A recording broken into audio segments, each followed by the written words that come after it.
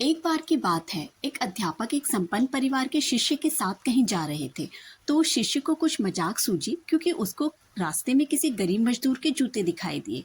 उसने अध्यापक से कहा, गुरुजी, अगर हम इन जूतों को छुपा दें तो कितना मजा आएगा। अब उसको तो मजाक सूझ रहा था, लेकिन गुरुजी ने कहा कि नहीं, किसी गरीब इंसान के साथ इस तरह का भद्दा मजाक करना ठीक नहीं है।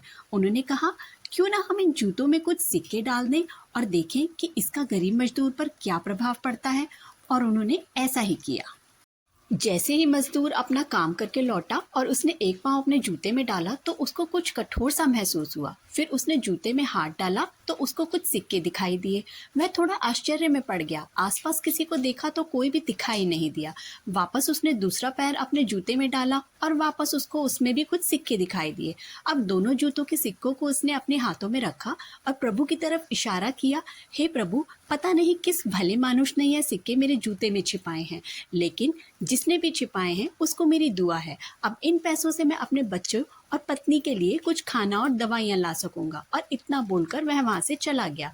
इस बात को शिष्य और अध्यापक दोनों सुन रहे थे। अध्यापक ने शिष्य से पूछा कि अब तुम मुझे बताओ कि तुम्हें कैसा महसूस हुआ, तुम्हारा पहले वाला मजाक सही था या फिर यह तरीका। तो उसने कहा कि गुरुजी, मैं आपसे क्षमा चाहता हूँ। अब मुझे समझ आ गया है कि सच्ची खुशी किस चीज़ में है।